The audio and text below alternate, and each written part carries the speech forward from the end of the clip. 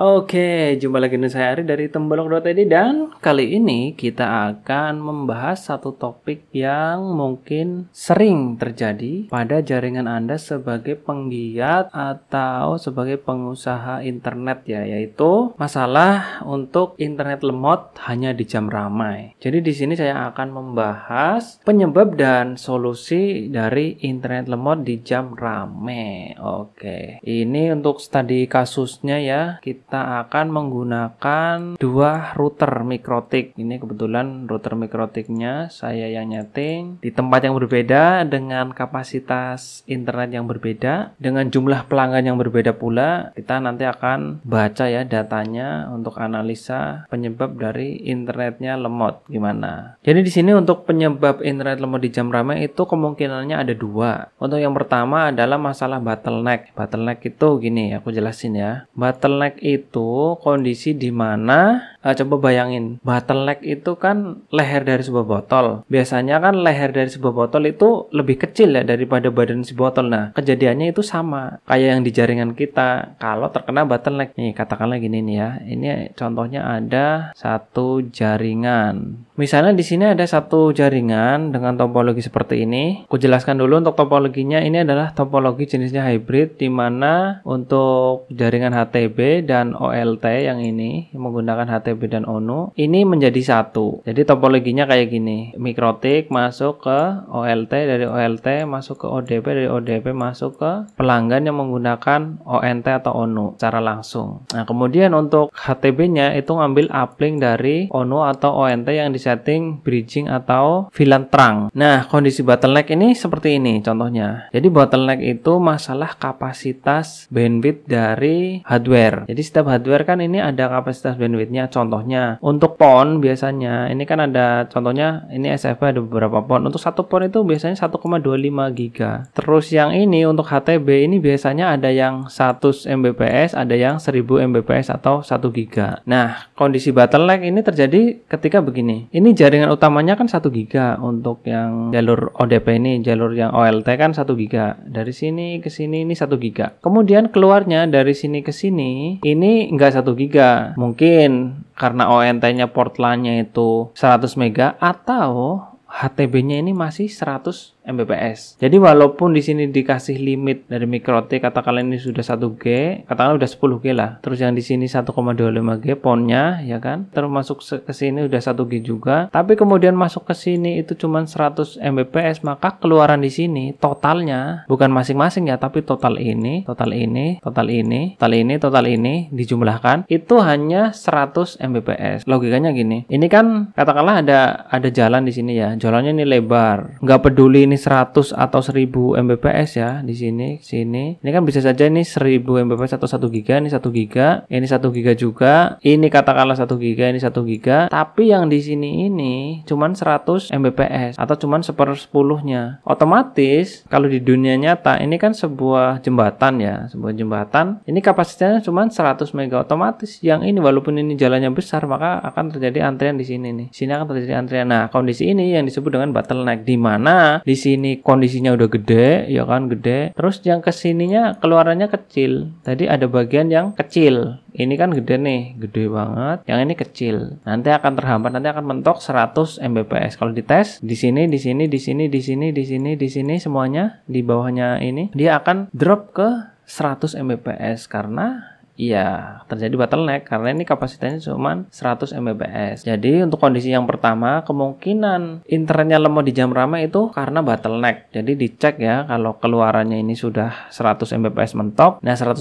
pasti karena bottleneck. Solusinya apa? Solusinya ini diganti ke yang kapasitasnya lebih dari 100 Mbps atau ya 1 giga lah minimal kayak gitu. Jadi dicari dulu bottlenecknya di mana. Nah, untuk kemungkinan yang kedua adalah kapasitas internet dari ISP itu habis. Contoh ya, untuk di sini ada dua mikrotik. Perbedaannya adalah yang satu, yang ini adalah menggunakan dedicated ISP. Ada 3 ISP, 500, 500 dan 300 Mbps semua dedicated dengan settingan load balance, firewall, mangle, kita cek.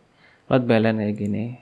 Load balance-nya ini metodenya PBR sama PCC digabung jadi satu. Terus untuk router yang kedua ini ada 2 dedicated. Yang ini dedicated, kemudian satunya LJN, ini sama-sama LJN ya. Ini juga dedicated. Macam-macamnya 100, ini 100. Kemudian ada 2 internet broadband, yang ini, yang di Ether 5 ini 300 Mbps, yang di atas ini 300 Mbps yang Ether 1. Oke, jadi kondisinya seperti itu. Nah, bagaimana caranya kita tahu bahwa untuk kapasitas internetnya itu habis gitu ya. Jadi kejadian internet lemot di jam ramai itu karena kapasitasnya habis. Jadi pas di jam-jam senggang kayak sekarang nih pagi jam 7 kayak gitu kan, trafiknya kecil ya, di bawah 100 Mbps nih. Kalau kita lihat di bawah 100 setiap ISP. Tapi nanti pas di jam ramai, di jam 8 malam, jam 6 malam gitu ya, mulai jam 6 sampai jam 10 malam, itu biasanya akan terjadi lonjakan trafik. Nah, taunya dari mana? Taunya tentu saja kita harus ngaktifin yang namanya MRTG. Gunanya apa? Untuk merekam aktivitas dari penggunaan resource di mikrotik kita. Resource itu bisa berupa bandwidth, bisa berupa CPU, memori, ataupun disknya. Jadi untuk mengaktifinnya supaya kita bisa melihat jejaknya adalah di menu tool, graphing, kemudian di interface rules di sini ini adalah untuk memonitor Ether mana atau interface mana yang akan kita monitor. Biasanya itu interface yang menuju ke OLT atau ke jaringan distribusi, dan yang paling utama adalah interface untuk sumber internet atau ISP. Untuk yang kedua adalah resource rules. Resource ini untuk memonitor CPU, HDD, dan memori. Caranya cukup gampang, hanya klik plus saja kayak gini, kemudian pilih interface mana yang akan diawasin atau dimonitor. Nah, gitu. Nah, untuk hasilnya ini bisa langsung dilihat di menu tool, graphing di sini, interface graph kayak gini. Tinggal diklik aja. Nah, ini bisa digedein. Nanti untuk melihat angkanya tinggal diklik dan tahan kayak gini berapa Mbps. Atau cara yang kedua, kita bisa akses melalui web base. Caranya hanya ketikkan IP-nya aja kayak gini contohnya. Kita ketikkan IP routernya, kemudian akan keluar seperti ini, kemudian bisa kita buka kayak gini. Satu, Ether 2, nih Ether 12 kayak gitu. Ada 2 kondisi cara membaca data MRTG-nya ya, untuk menentukan apakah internet kita ini sudah habis kapasitasnya atau belum. Tandanya kapasitas internet kita habis itu biasanya di jam ramai itu bakalan lemot ya, tapi di jam sepi kayak jam subuh-subuh kayak gitu kan trafiknya drop. Kalau kita lihat ya, kebanyakan nih subuh-subuh jam 5, jam 4, jam 5 kayak gini kan trafiknya bakal drop. Kalau kita lihat juga yang di sini nih, yang Ether 12 sama nih bakalan drop. Nih di Ether 1 drop juga di jam 5. Jadi pas dites di jam 5 ini bakalan lancar, tapi setelah jam ini kalau kita lihat ya, setelah jam 18, jam 6, malah ini jam 17 nih, 17.30 nih kalau kita lihat nih ya. Di sini kan 17.30 nih di sini. Di jam 17.30 ini udah mulai tinggi banget nih, sampai mentok maksimalnya ini 544,86 Mbps. Tandanya kalau internet kita dedicated dan kapasitasnya habis, ini akan terjadi gini, ada gunungnya ini flat atau rata ya, datar. Jadi di mana bandwidth ini sudah mencapai batas maksimal, jadi dia nggak bisa nembus lagi, nggak bisa nambah lagi lah istilahnya. Jadi dia flat di limit ini 544,86 MB. Jadi akan terjadi flat top kayak gini. Ini akan flat kayak gini. Ini yang Ether 1. Kalau kita lihat yang di Ether 2, Ether 2 yang kalau yang ini sudah nggak flat top lagi. Tapi kalau kita lihat di grafik yang ini, yang di Sanda ini juga flat top, yang ini juga flat lagi. Kayak gitu. Itu berarti tandanya adalah bandwidthnya habis jika pakai dedicated. Jadi kalau dedicated itu kan biasanya 1:1 atau 1:2, ya berbeda-beda ya untuk dedicatednya gimana. Tapi yang jelas biasanya untuk dedicated yang 1:1 itu kelihatan banget kalau bandwidthnya habis, yaitu akan terjadi flat top kayak tadi. Topnya ini, yang atasnya ini akan flat, akan rata gitu. Itu berarti benar-benar habis. Tapi kalau untuk yang broadband jangan harap ini bisa sampai kecepatan maksimal ya. Jadi graphingnya, bentuk graphingnya itu akan sedikit mengecoh kita. Kelihatannya contohnya kayak gini nih. Kita ada data di sini, kita lihat sebelum tanggal 23 Oktober ya, yang dari sini ke sini nih. Yang ini distribusi nih. Ini cuma namanya aja distribusi, tapi aslinya ini sumber internet ya, ISP. Kita lihat dari sini ke sini nih. Nah, ini kan cuma 180, padahal kapasitasnya ini 300 Mbps. Tapi yang terjadi adalah ketika di jam rame, ini internetnya lemot. Kalau kita lihat dulu sebelum tanggal 23 ini, yang ini 1, yang ini 2, yang ini 3. Sedangkan ini baru penambahan setelah tanggal 23. Lihat. Di sini kan ada nih tanggal 22 apa 23 nih. Nah, tanggal 22. Jadi penambahannya itu setelah tanggal 22. Kalau kita lihat ya, sebelum tanggal 22 ini terlihat bahwa trafiknya ini lebih tinggi kayak gini. Setelah tanggal 22 ini trafiknya drop kayak gini contohnya nih. Ini trafiknya kan drop nih, ada selisih nih, ada selisih juga tingginya. Karena untuk trafik yang di sini ini dipotong dimasukkan ke sini trafiknya. Sedangkan untuk yang ISP ini tetap sama, tidak ada pengaruh untuk baik tanggal 22 atau setelah tanggal 22. Karena yang dimasukin ke sini adalah potongan trafik dari yang ini sampai yang ini. Oke, kita lihat untuk perbedaan dari MRTG-nya yang menunjukkan bahwa kapasitas internetnya itu udah habis. Kita lihat ya, yang ini contohnya. Kita perbesar. Nah, ini udah diperbesar, jadi sebelum tanggal 22 ini kondisinya trafiknya mentok di berapa ini? Current maksimum 140 nih, sekitar sini. Kalau yang ini sama 143 di sini nih, sekitar sini nih. Kelihatannya ini kan masih banyak ya, soalnya ini kan kapasitasnya broadband 300 Mbps. Tapi berdasarkan pengalaman saya bahwa bandwidth broadband itu tidak akan sampai ke 100% untuk realnya. Apalagi 100% ya, 70% pun nggak nyampe kalau dipakai untuk sharing lagi kayak gini. Jadi pemakaian paling optimal itu berkisar di antara 50 sampai 60%. Jadi kalau udah melewati 50% biasanya ini akan koneksinya lemot, dan ini terjadi di jaringan yang ini. Kalau kita perbesar lagi, kita ambil satu hari aja kayak gini, yang ini dari jam, bahkan ini udah mulai jam 12 ya, jam 12 sudah mulai tinggi ini, udah penuh. Apalagi jam 18 ya, ini benar-benar sudah habis. Karena apa? Dari mana kita menentukan ini udah habis apa belum? Ya dari pemakaiannya yang sudah hampir 50%. Jadi kalau udah mendekati 50% emang jalan internetnya, tapi kalau broadband itu akan lemot, apalagi dipakai untuk koneksi real time seperti game, kayak untuk nelpon WA, untuk video meeting. Pokoknya koneksi-koneksi yang real time, yang biasanya dipakai untuk komunikasi secara real time gitu kan. Jadi ada perbedaan data MRTG dan cara membacanya itu beda antara broadband dan dedicated.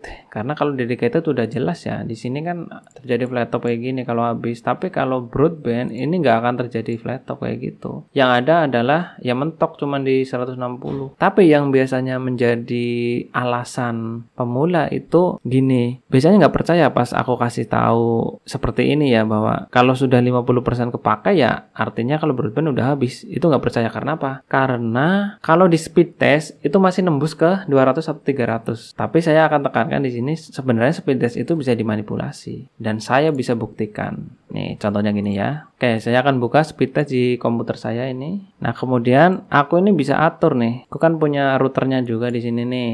Nih aku dipakai yang ini ya, pakai interface yang ini, kemudian aku atur nih di menu Q.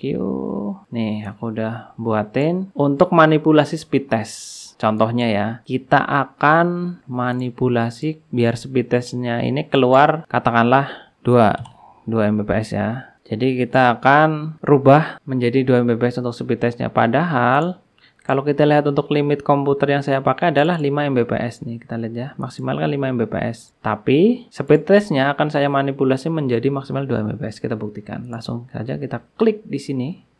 Go. Sambil kita lihat ya. Tuh udah mulai jalan tuh. Tuh, lihat di sini nih. Download average, lihat tuh, mentok di 2 Mbps tuh, mentok merah nih, merah. Ya kan, merah kan? Ternyata 1,6, terus uploadnya 2 Mbps. Kita lihat nih di sini nih. Ini udah merah juga nih. Tuh, mentok di 2 Mbps kan? Ini kan rata-rata ya, dihitung rata-rata, tapi maksimalnya adalah 2 Mbps tadi kan udah kelihatan di limitnya ini. Kita juga bisa manipulasi untuk speed testnya ini lebih dari limit dari real speednya. Ini kan real speednya komputer saya kan 5 Mbps ya. Nah, kita coba kita manipulasi menjadi 10, jangan 10 berapa? 13 lah, 13 Mbps ya. Kita manipulasi jadi 13 Mbps untuk speed testnya. Oke, biar kelihatan kayak gini. Kita pencet ini, kemudian kita sandingkan di sini. Kita lihat di sini ya, downloadnya ya. Ini udah 13 Mbps. Nah, kan? Lihat. Speed test itu bisa dimanipulasi. Jadi jangan gunakan speed test ini untuk patokan, oh ini bandwidthnya masih banyak, apalagi broadband ya, jangan. Karena ini Anda bisa lihat sendiri kan, speed test ini bisa dimanipulasi. Jadi kalau ada pelanggan yang rewel speed test, sebenarnya sih bisa diakalin pakai kayak gini sih. Tapi saya tidak merekomendasikan karena manipulasi speed test ini hanya berjalan di platform atau di website speed test tertentu. Jadi nggak semuanya. Contohnya gini, kalau kita pakai Google ini speed test gitu ya. Coba pakai ini. Ini akan keluar kecepatan aslinya, yaitu 5 Mbps, kita lihat. Dan kecepatan ini bisa turun kalau ISP kita ya, atau jalur untuk speed test ini kayak penuh kayak gitu. Ini kondisinya pas lagi penuh. Jadi teman-teman udah dapat ya inti dari yang mau saya sampaikan, bahwa jangan gunakan speed test untuk takaran bandwidth. Gunakan speed test itu hanya untuk mengukur ini aja, bandwidth, istilahnya bandwidth ya, bukan throughput ya. Jadi untuk mengukur bandwidth yang tadi nih, kapasitas lah, kapasitas hardware-nya berapa, limit dari sananya berapa. Tapi kita kan nggak ngerti isinya berapa. Sedangkan yang kita pakai adalah isinya. Jadi contoh kasusnya itu kayak tadi loh, yang ini kan 1 giga, ini 100 mega kayak gitu kan. Walaupun ini kapasitasnya 1 giga, belum tentu kan di sini ini akan dapat 1 giga kan internetnya. Karena antara limit ini hardware-nya atau medianya dengan limit internetnya ini kan beda. Bisa saja di sini cuma dikasih 10 Mbps. Kalau di tes speed test bisa aja di sini keluar 1 giga ya kan. Nah, kayak gitu. Udah paham ya? Harusnya sudah paham setelah saya sampaikan dan saya peragakan seperti ini, bahwa kapasitas bandwidth habis itu hanya bisa dibaca dari ini, data MRTG. Jangan gunakan speed test untuk acuan masih habis atau enggak. Karena apa?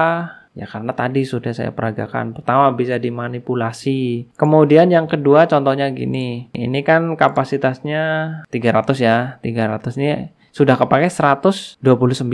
Katakanlah 150 lah biar gampang ya. Ini udah kepakai 150 katakanlah. Kalau kita tes speed ini nggak bakal keluar 300 Mbps. Yang keluar adalah 150 juga. Kenapa? Ya karena ini udah kepakai 150. Jadi speed test ini akan menggunakan space yang belum kepake. Kalau kepengen tes realnya berapa, ya ini jangan dipakai sama sekali, baru di speed test kayak gitu. Ini juga biasanya kesalahan umum lah untuk pemula yang biasanya mengandalkan speed test ini untuk mengukur segala sesuatu tentang internetnya, baik kualitas ataupun kecepatannya. Padahal di klien itu nggak peduli, yang namanya speed test itu nggak peduli. Taunya klien itu ya YouTube-nya lancar, WA-nya lancar, game-nya lancar, Facebook-nya lancar, TikTok-nya lancar kayak gitu. Jadi kalau ingin mencoba ya jangan pakai speed test. Mendingan langsung dibuka aja. Langsung dibuka aja untuk buka YouTube kayak gini, langsung aja buka YouTube. Gimana? Lancar nggak? Langsung kayak gini, buka lancar nggak? Itu kan. Langsung aja dibuka. Jangan pedulikan speed test. Kalau ini di speed test tadi kan kayak gini, pas speed test cuman tuh 4, 5, 3 Mbps gitu kan. Tapi lihat lancar atau enggaknya YouTube-nya tuh. Kalau di scroll lancar banget kan. Tuh, langsung keluar gini kan. Jadi speed test itu nggak bisa dijadikan patokan atau takaran atau panutan untuk menilai kualitas dari internet kita. Itu nggak bisa karena ya tadi udah saya bilangin, yang pertama adalah speed test itu bisa dimanipulasi. Jadi andalkan data MRTG untuk pedoman apakah internet kita sudah habis kapasitasnya atau belum, untuk menentukan bahwa kita itu harus menambah bandwidth. Jadi solusinya adalah kalau kapasitas sudah habis berarti menambah bandwidth. Jadi nggak bakal bisa mau disetting prioritas, mau disetting apa, nggak bisa. Karena apa? Ya kan secara logika gini, bandwidth itu kan ibaratnya sebuah beras. Kalau jumlah beras itu lebih sedikit daripada orang yang mau dibagi, otomatis orangnya kan akan kelaparan, iya nggak? Kan sama kayak bandwidth juga. Kalau bandwidthnya sudah habis, apa yang mau dibagi? Kan udah nggak ada, kurang lah intinya. Makanya dia lemot, sama kayak beras tadi. Jadi solusinya adalah menambah beras atau menambah kapasitas internetnya, begitu. Oke ya, untuk video kita kali ini saya akan sudahi dulu. Saya akan simpulkan bahwa penyebab dari internet lemot di jam ramai itu penyebab yang pertama adalah bottleneck. Jadi pastikan dulu untuk infrastruktur jaringannya sudah memenuhi syarat. Kalau pemakaian bandwidth ke klien sudah melebihi 100 Mbps, baiknya sudah menggunakan jaringan gigabit. Kemudian untuk penyebab yang kedua adalah karena bandwidthnya habis atau kapasitas bandwidthnya habis. Dari mana bisa kita tahu bahwa kapasitas bandwidth kita sudah habis? Yaitu dari data MRTG. Jadi jangan pernah gunakan speed test untuk pedoman menentukan bahwa bandwidth kita itu masih banyak atau enggak, karena itu bisa dimanipulasi oleh ISP kita. Kemudian pedomannya dari mana? Pedomannya itu adalah dari data MRTG. Untuk bandwidth yang dedicated bisa ya sampai 100%, sedangkan untuk bandwidth yang broadband itu optimalnya itu cuma di 50%. Kalau sudah lewat dari 50% atau mendekati 50% itu biasanya koneksinya akan lemot, dan bisa kita simpulkan bahwa 50% adalah batas maksimal untuk pemakaian dari internet broadband. Jadi solusinya apa untuk masalah ini? Solusinya adalah kalau terjadi bottleneck di jaringan distribusi, baiknya upgrade dulu alatnya supaya pakai gigabit atau 10 gigabit, terserah sesuai dengan kebutuhan. Kalau penyebabnya adalah kapasitas internetnya yang sudah habis, solusinya adalah hanya satu, yaitu dengan menambah sumber internet atau menambah bandwidth. Oke, sekian dulu video dari saya. Terima kasih sudah menonton. Semoga video ini bermanfaat. Sampai jumpa dan bye-bye. Thank you.